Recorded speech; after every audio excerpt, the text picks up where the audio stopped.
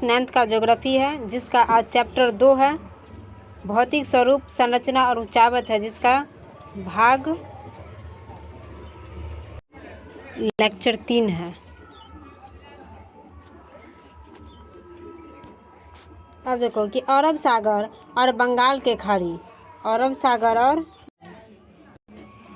देखो अरब सागर कहाँ पर बोल रहा है? अरब सागर और बंगाल के खाड़ी, अरब सागर और बंगाल के खाड़ी। बंगाल को खाड़ी को हम बंगोप सागर के नाम से भी जानते हैं। बंगाल के खाड़ी को बंगोप सागर के नाम से जानते हैं। और बंगाल की खाड़ी से घिरा भारत का दक्षिणी भाग पठारी इलाका, भारत का जो दक्षिणी भाग है किस किस से घिरा हुआ है? अरब सागर और बंगाल के खाड़ी से घिरा है। भारत का जो दक्षिणी भाग है वो पठारी इलाका वो किससे घिरा हुआ है? अरब सागर और बंगाल के खाड़ी से घिरा है। भारत का जो दक्षिणी भाग है, कौन सा भाग? दक्षिणी भाग पठारी इलाका है। कैसा है? पठारी इलाका कोई पूछेगा कि भारत के दक्षिण तरफ जो है, आया अपने जानकारी के लिए भी तो समझना जरूरी है कि भारत के जो दक्षिणी भाग है उसमें पठार ज्यादा है या पर्वत है? क्या है? पठार है। भारत के दक्षिणी भाग में जो है क्या है? पठार है। तो उस पठारी इलाका जो है किससे घिरा हुआ है? तो अरब सागर और बंगाल से घिरा हुआ है। और पहले एक प्रश्न का जवाब दीजिए कि भारत में जो है कितने प्रतिशत भूभाग पर पठार फैला हुआ है? पठार 27%। पठार जो है भारत के भूभाग पर फैला हुआ है 27%। भारत के भूभाग पर पर्वत जो है कितना प्रतिशत? 30%। और मैदान कितने प्रतिशत? 43%। वही यहाँ पर भी है कि भारत का जो दक्षिणी भाग वो पठारी इलाका है। भारत का दक्षिणी भाग क्या है? पठारी इलाका, जो कि अरब सागर और बंगाल के खाड़ी से घिरा हुआ है। और ये पठारी की जो ऊंचाई है, और ये पठारी की जो ऊंचाई है कितनी है? 400 से 2600 है कि 2600 याद रखो। 400 से कितना है? 2600 है। इस पठारी का भारत के दक्षिणी भाग की जो पठारी है उसकी ऊंचाई कितनी है? 400 से 2600 मीटर है। 400 से 2600 मीटर है। और इस उबड़ खाबड़ और पथरीला भूमि में असंख्यक छोटी छोटी पहाड़ियाँ मिलती है। कहने का असंख्यक मतलब क्या? इतना पहाड़ियाँ है जिसको गिना नहीं जा सकता, असंख्यक है। कैसी पहाड़ी है? छोटी छोटी पहाड़ियाँ है, जिनमें उस जो असंख्यक पहाड़ियाँ है और छोटी छोटी पहाड़ियाँ, उन पहाड़ियों में से प्रमुख कुछ पहाड़ियाँ है, जैसे कि अरावली पहाड़ियाँ हुआ। कौन सा पर्वत हुआ? अरावली हुआ, विंध्य सतपुड़ा हुआ, पश्चिमी घाट हुआ, पूर्वी घाट हुआ। ये सब क्या है? प्रमुख पहाड़ियाँ हैं जो कि कहाँ की? भारत के दक्षिणी भाग की पठारी इलाका की। कहाँ की है? भारत के दक्षिणी भाग की पठारी इलाका की। पूछेंगे कि भारत के दक्षिणी भाग जो है उस वहाँ पे खाली पठारी ही इलाके हैं। उन पठारी इलाकों में से कुछ हमें पर्वत पहाड़ियाँ का नाम बताए जो प्रमुख हैं। तो क्या बोलेंगे? अरावली, विंध्य सतपुड़ा और पश्चिमी घाट और पूर्वी घाट हैं, जो कि भारत के दक्षिणी भाग पठारी इलाका में देखने को मिलता है। और भारत के दक्षिणी भाग की पठारी इलाका जो है उसकी ऊंचाई कितनी है? तो 400 से 2600 मीटर है। देख लिया करो, 400 से 2600 मीटर है। अब है कि भारत का दक्षिणी भाग जो पठारी इलाका है वह किससे घिरा हुआ है? तो अरब सागर और बंगाल के खाड़ी से घिरा हुआ है। बंगाल के खाड़ी को क्या कहा जाता है? बंगोप सागर भी कहा जाता है। बंगाल को खाड़ी को क्या कहा जाता है? बंगोप सागर भी कहा जाता है। बंगाल के खाड़ी को क्या कहा जाता है? बंगोप सागर। तो यहाँ पर 4-5 प्रश्न बना, याद हुआ? बताइए, बंगाल के खाड़ी को क्या कहा जाता है? बंगोप सागर। अब है कि भारत का जो दक्षिणी भाग है वो उसमें कैसी इलाका है? पठारी इलाका। भारत का जो दक्षिणी भाग वो कैसी इलाका है? पठारी। भारत के जो दक्षिणी भाग पठारी इलाका है, क्वेश्चन सुनिए ध्यान से। भारत का जो दक्षिणी भाग पठारी इलाका है वो किससे घिरा हुआ है? अरब सागर और बंगाल की खाड़ी से घिरा हुआ है। अब बताइए कि वो भारत के दक्षिणी भाग जो है पठारी इलाका उसकी ऊंचाई कितनी है? 400 से 2600 मीटर। इसके बाद है कि भारत के जो दक्षिणी भाग है उसमें असंख्यक पहाड़ियाँ हैं। उस असंख्यक पहाड़ियों में से कुछ प्रमुख पहाड़ियाँ भी हैं, जो कि उस पहाड़ियाँ का नाम बताए। अरावली, अरावली पर्वत है, अरावली विंध्य पर्वत, सतपुरा पर्वत है, इसका बाद पश्चिमी घाट और पश्चिमी पूर्वी घाट, घाट है। अब आगे चलते हैं, आगे देखिए क्या है। आगे है कि मैदानी भाग का विस्तार, मैदानी भाग का किस भाग का? मैदानी भाग का विस्तार जो है, मैदानी भाग जो है भारत में कितने प्रतिशत हैं? 43। कितने प्रतिशत है? 43। तो वही यहाँ पर कह रहा है कि मैदानी भाग का विस्तार हिमालय और दक्षिणी पठार के बीच मिलता है। मतलब मैदानी भाग जो है इसका फैलाव जो है कहाँ से कहाँ तक मिलता है? तो हिमालय से लेके कहाँ तक मिलता है? दक्षिण पठार तक मिलता है। हिमालय से लेके कहाँ तक मिलता है? दक्षिणी पठार के बीच मिलता है। कहाँ तक मिलता है? दक्षिणी पठार के बीच मिलता है। पूछेंगे मैदानी भाग का जो विस्तार है वो कहाँ से कहाँ तक है? तो हिमालय से दक्षिणी पठार के बीच तक है। कहाँ से कहाँ तक है? हिमालय के दक्षिणी पठार के बीच तक फैला हुआ है। कौन सा भाग? मैदानी भाग, मैदानी भाग जो कि हिमालय और दक्षिणी पठार के बीच तक फैला हुआ है। अब है जिन दो प्रमुख नदियों ने इस मैदान का निर्माण किया वे सिंधु और गंगा है। अब यहाँ पर एक और प्रश्न बनता है कि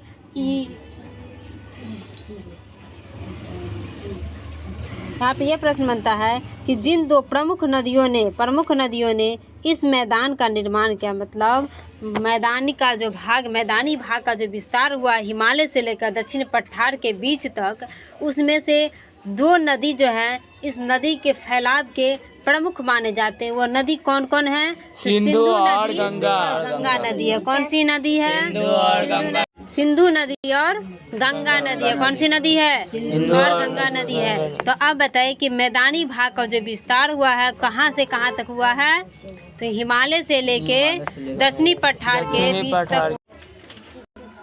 तो मैदानी भाग का जो विस्तार हुआ है वो कहाँ से कहाँ तक हुआ है? हिमालय और दक्षिणी पठार के बीच हुआ। हिमालय से दक्षिणी पठार के बीच हुआ है।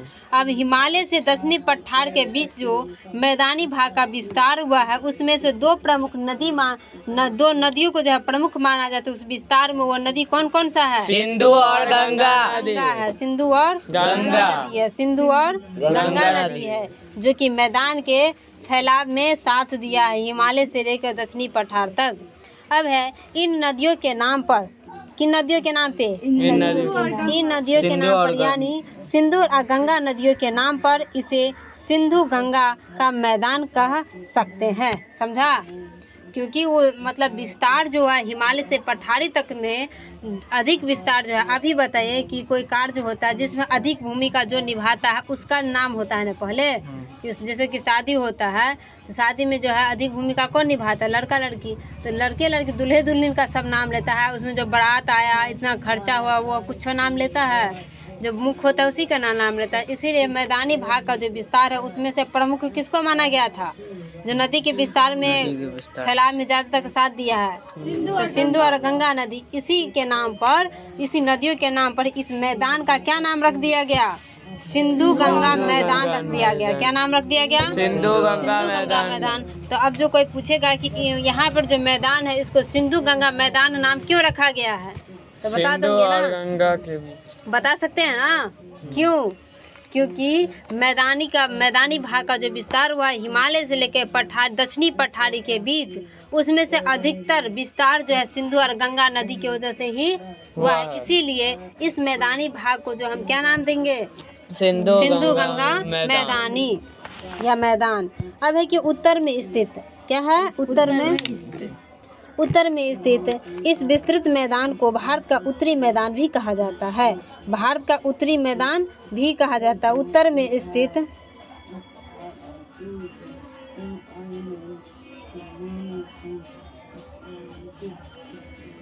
यहाँ पर है कि उत्तर में, कहाँ पे? उत्तर में स्थित इस विस्तृत मैदान को, उत्तर में जो स्थित मतलब उत्तर की दिशा में जो फैला हुआ है विस्तृत मैदान, उस मैदान को किस नाम से जाना जाता है?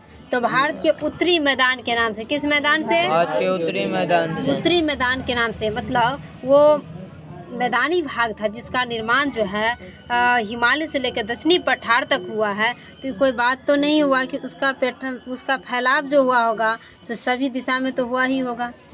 तो वही पूछ रहा है कि सभी दिशा में जो हुआ है उस सभी दिशा में से उत्तर दिशा में फैलाव हुआ होगा।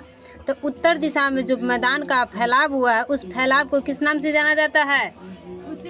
उत्तर में फैला हुआ है, इसलिए भारत के उत्तरी मैदान के नाम से जाना जाता है। किस नाम से? भारत के उत्तरी मैदान के नाम से जाना जाता है। अब है समुद्र तटों पर भी संकरे मैदान की पट्टी पाई जाती है। संकरे मतलब क्या होता है? संकरे मतलब कड़ा। संकरे मतलब होता है कम चौड़ा होता है। क्या होता है? कम चौड़ा। चौड़ा होता है। संकरे मतलब क्या होता है? कम चौड़ा। चौड़ा। तो उत्तर की दिशा की ओर भी इस मैदान का फैलाव है, दक्षिण की दिशा की ओर भी फैलाव है, और दक्षिण की दिशा की ओर इतना फैलाव है सिंधु और गंगा नदी की वजह से, जिस कारण दक्षिण की ओर के फैलाव को जो है सिंधु गंगा मैदान भी कहा जाता है, और उत्तर की ओर जो फैलाव है इस फैलाव को भारत का उत्तरी मैदान भी कहा जाता है। साथ में समुद्र की ओर भी इसका फैलाव हुआ है, और समुद्र की ओर कितना फैलाव हुआ है? कम चौड़ा है, बहुत कम मात्रा में फैलाव हुआ है। इसलिए समुद्र तटों पर भी संकरे मैदान की पट्टी पाई जाती है। यह मैदान का जो हिमालय से लेकर दक्षिणी पठार तक मैदान है, इसका फैलाव समुद्र के पास भी हुआ है। समझे? अब है कि भारत की वर्तमान भू आकृतियों, मतलब भू आकृतियों का मतलब क्या होता है? उच्चावत होता है। भू आकृतियों का मतलब क्या होता है? उच्चावत। भू आकृतियों का मतलब क्या होता है? उच्चावत होता है। और भारत की वर्तमान भू आकृतियों के विकास में करोड़ों वर्ष लगे हैं। और हम कल जो है पीछे क्या पढ़े थे कि भारत में जो उच्चावत जो है भौतिक के अनुसार कितने प्रकार के देखने को मिला है? भारत में उच्चावत जो है कितने प्रकार को देखने को मिला है? कौन कौन? एक पठारी, मैदान, पर्वत। पठार है, पहाड़ है और मैदान है। पठार, पहाड़ और मैदान है, जो तीन तरह को देखने को मिले हैं। और उस पठार, मैदान और पर्वतों को निर्माण होने में जो कि 4 कारण माने जाते हैं। वो कारण कौन कौन से थे? भूकंप। सबसे पहला था कि भूगर्भीय क्रियाएं थे। भूगर्भीय क्रियाएं थे। दूसरा अपर्दन थे। उसके बाद अपक्षय थे। उसके बाद निक्षेपण थे। इन 4 कारणों से ही क्या होते हैं जो कि हमें पृथ्वी पर उच्चावत अनेक रूपों में देखने को मिलता है। और उसको निर्माण, उस उच्चावत के निर्माण होने में क्या पहाड़ जो है सो एक बार में ही निर्माण हो जाएगा? नहीं। सोच के देखिए, पठार एक बार निकला और हो जाएगा? करोड़ों वर्ष लग जाता है। कितना बार निकलेगा? इसलिए जो है पूछेंगे कि भारत के वर्तमान में जो भू आकृतियाँ, वर्तमान मतलब अभी का जो चल रहा है, आकृतियों, भू आकृतियों का मतलब उच्चावत, भू आकृतियों का मतलब उच्चावत। तो उस उच्चावत के जो निर्माण होने में कितना वर्ष लगता है? करोड़ों वर्ष लगते हैं। कितना वर्ष लगते हैं? करोड़ों वर्ष लगते हैं। कितना वर्ष लगते हैं? करोड़ों वर्ष लग जाते हैं इसका निर्माण होने में।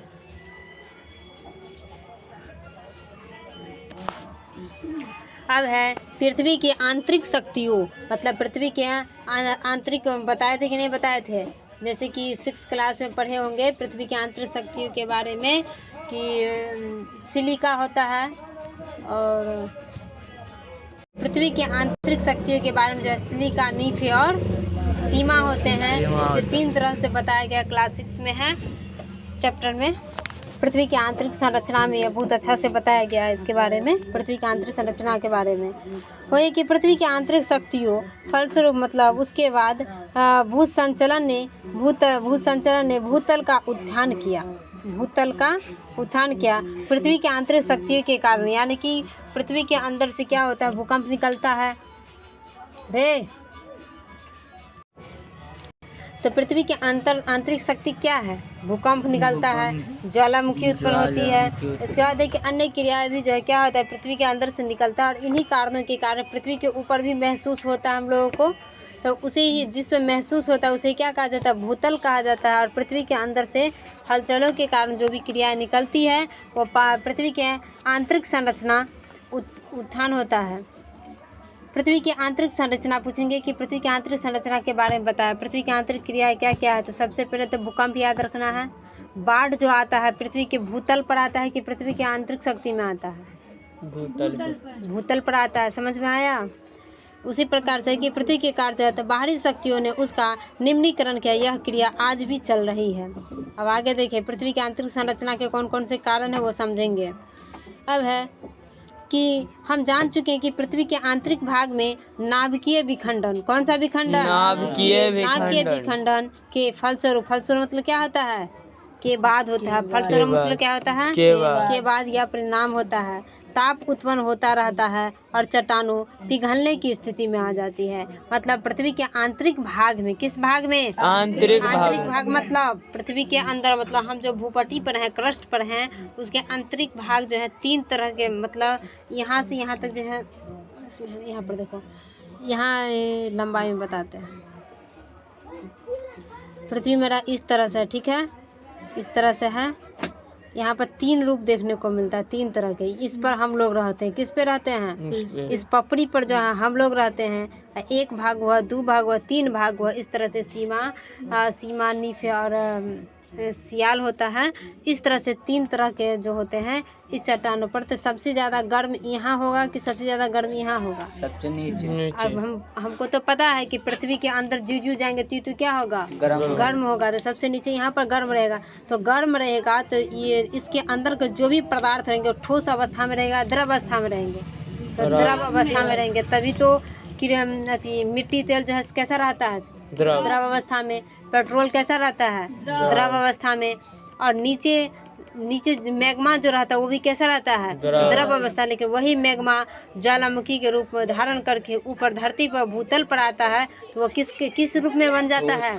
चट्टान के रूप धारण कर लेते हैं। किस रूप में? चट्टान में। तो अब बताओ कि चट्टान के रूप में जब धारण करते हैं बेसाल्ट, तो उस बेटाल के छोटे छोटे टुकड़ों में बंटने के बाद किस चीज का निर्माण करता है?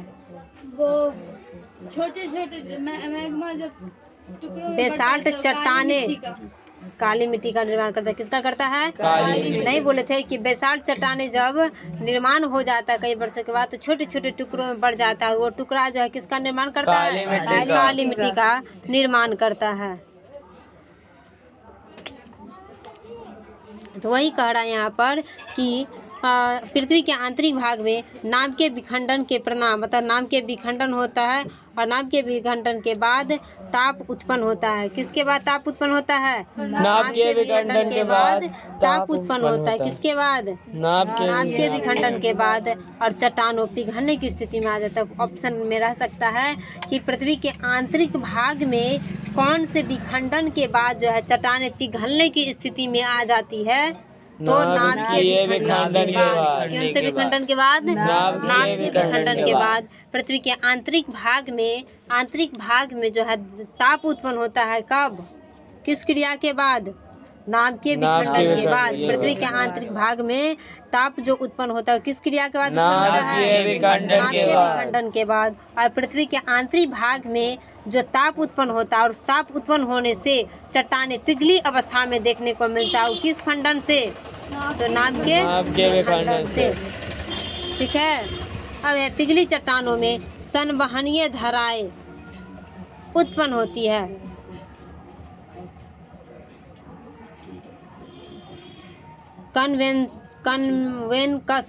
कन्वेंकस करंट्स यानी कि संवहनीय धारा उत्पन्न होती है जो कि भूपृष्ठ को क्या कहा जाता है? भूपट्टी। जिस पर हम लोग बोले थे कि इस पर रहते हैं इसको क्या कहा जाता है? भूपृष्ठ या भूपट्टी भी कहा जाता है। क्या कहा जाता है? भूपृष्ठ या भूपट्टी भी कहा जाता है। भूपृष्ठ या भूपट्टी भी कहा जाता है। तो उत्पन्न होती है जो कि भूपृष्ठ भूपट्टी को आघात पहुंचाती है। अंदर में जो भी क्रिया होती है जैसे कि भूकंप आया, ज्वालामुखी सब उत्पन्न होता है तो किसको प्रभावित करता है? पृथ्वी के आंतरिक में प्रभावित करता है या ऊपरी भूपट्टी के प्रभावित करता है? भूपट्टी पर करता है ना। हम लोग जो है भूपट्टी पर जान है, माल है, पेड़ पौधा है, पहाड़ है, पर्वत है, हम लोग हैं, सब कुछ कहाँ पर है? भूपट्टी पर है। तो पृथ्वी के अंतर जो भी क्रियाएं होती है, हलचलें होती हैं, उन कारणों से जो किसको प्रभावित करते हैं? भूपट्टी पर जो भी चीज़ है उसको प्रभावित करते यानी कि भूपट्टी को प्रभावित करते हैं। आघात पहुंचाना मतलब नुकसान पहुंचाना, आघात मतलब नुकसान पहुंचाना। आघात पहुंचाता है। तो वही यहाँ पर कह रहा है कि संवहनीय पिघली चट्टानों संवेद धाराएं उत्पन्न होती है जो भूपट्टी भूपृष्ठ को ही क्या कहा जाता है? भूपट्टी कहा जाता है। भूपृष्ठ को ही क्या कहा जाता है? भूपट्टी कहा जाता है को आघात पहुंचाती है और उसे खंडित कर देती है। क्या करती है? खंडित कर दे। ऐसे 20 पर्वतनीय भूखंडों या प्लेटों का पता लगाया गया है। इससे पहले हम जो है क्या पढ़े थे, कितने प्लेटों का निर्माण हुआ था? 7 प्लेटों का निर्माण हुआ था। लेकिन अब हम जो है पृथ्वी के अंदर शक्तियों के कारण जो है मतलब खंडित होने के कारण भूपट्टी पर हम जो भूकंप आघात पहुंचता है और आघात पहुंचने के कारण 7 भूखंड आघात पहुंचने के कारण जो है अब हमको 20 कितना 20 विवर्तनीय भूखंडों या भूखंडों को ही क्या कहा जाता है? प्लेटों भी कहा जाता है। भूखंडों को ही क्या कहा जाता है? प्लेटों भी कहा जाता है। भूखंडों को क्या कहा जाता है?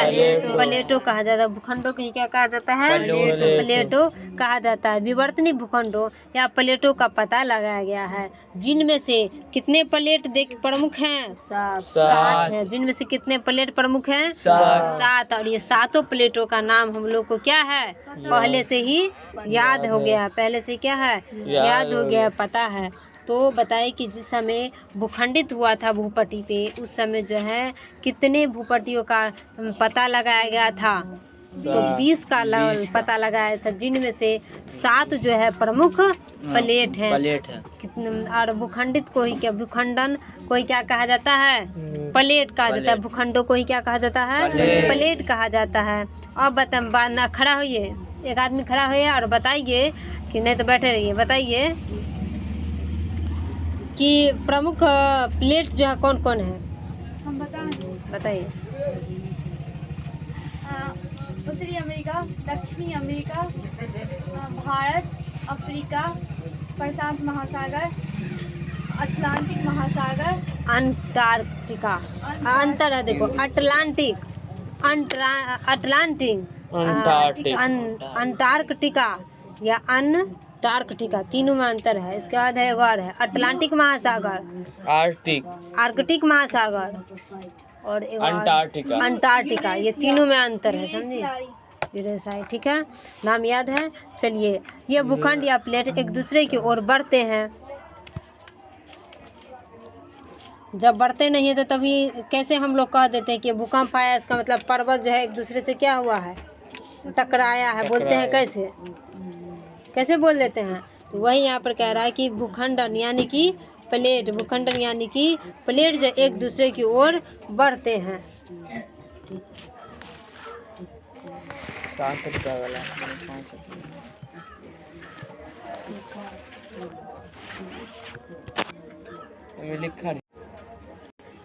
तो क्या होता है?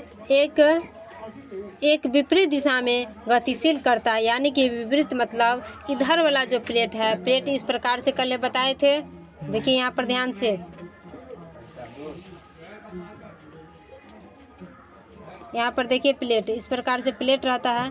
तो जब ये आंतरिक भाग क्या होगा, उसका टकराएगा। टकराने के बाद जो है क्या होगा, कई भागों में ये बटेगा और कई भागों में बटेगा। जैसे कि ये प्लेट जो है 7 भागों में बट गया, इसीलिए तो सभी इस प्लेट का नाम 7 प्रमुख माना गया है।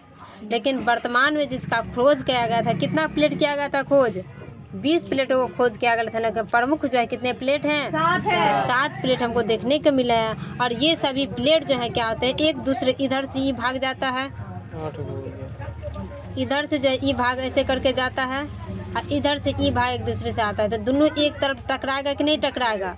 टकराएगा ही। और टकराने की दिशा में क्या होता है कि ये इधर जाता है और ये वाला भाग जो इधर जाता है, मतलब विपरीत दिशा में गया।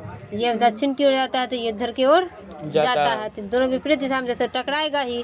तो टकराने के कारण ही क्या करता है, प्लेटों का कई खंडों में निर्माण करता है। और जिस सभी खंडों का नाम क्या होता है, अलग अलग रखा गया है। गतिशील है, आपस में टकराने पर ये मुड़ते और एक दूसरे को दबाते टूटते भी हैं। जब ये एक दूसरे के इधर से आदमी आ रहा है, दक्षिण की ओर से उत्तर की ओर से जा रहा है, तो टकराएगा तो इको जरूरी है कि टकरा के रहिए जाएगा, टकराएगा वो गतिशील में दौड़ के आ पाइए, दोनों तरफ से दौड़ के आया, टकराइए। टकराने से क्या आपका मुंह कान फूटेगा कि नहीं फूटेगा? इको जरूरी है कि खाली नाक फूट के रहेगा? कुछ भी हो सकता है, मुंह के तो पूरा नक्शा भी चेंज हो सकता है। उसी प्रकार से दोनों ओर से जब प्लेट टकराता है तो टकराने से क्या होता है, कुछ दब जाते हैं तो कुछ टूट जाते हैं, और कुछ से जो है मुड़ जाता है, कुछ मजबूत रहता है तो अपना मुड़ के ही रह जाता है, मुड़ जाता है। इस कारण महाद्वीपों की स्थिति और आकार में परिवर्तन होता है कि नहीं? और आपका मुंह जैसा है और ये टूटने फूटने के कारण आपका मुंह का आकार कैसा होगा? कहीं पर पिचका हुआ रहेगा तो कहीं पर उगा हुआ रहेगा, कहीं पर धंस गया रहेगा, तो आपका मुंह का आकार जो है कैसा बन गया? बदल जाएगा, अजीब तरह से बन गया, परिवर्तन हो गया, नक्शा चेंज हो गया। तो भारत की वर्तमान उच्चावत स्थलाकृति या भू आकृति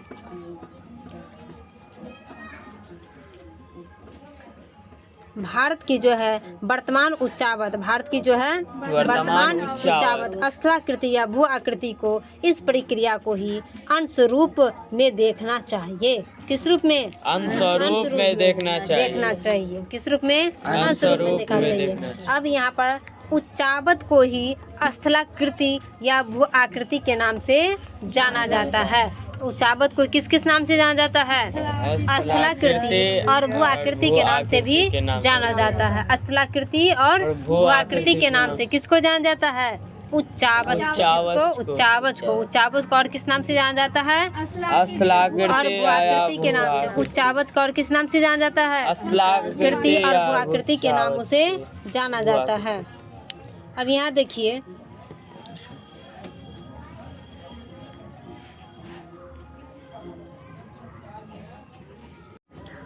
यहाँ देखिए अंटार्कटिका है, ऑस्ट्रेलिया, भारत, अफ्रीका, दक्षिणी अफ्रीका, ये सब क्या है? प्लेटों में बटा हुआ है। सब एक जगह था लेकिन टकराने के कारण सब क्या है? अलग अलग बीच में दरार आ गया, ये सब एक दूसरे को क्या हुआ? टकराया और इतने भागों में बट गया, और बटने के कारण ही नक्शा चेंज होने के आकार स्थिति में चेंजिंग के कारण इसका क्या हुआ? नाम अलग अलग रख दिया गया है। और उच्चावत को किस नाम से जाना जाता है? स्थलाकृति या भू आकृति। स्थलाकृति और भू आकृति के नाम से भी जाना जाता है। और इसे ही जो कि अंश रूप में देखना चाहिए। इतना तक रहने दीजिए, ठीक है? कल लेक्चर 4 होगा।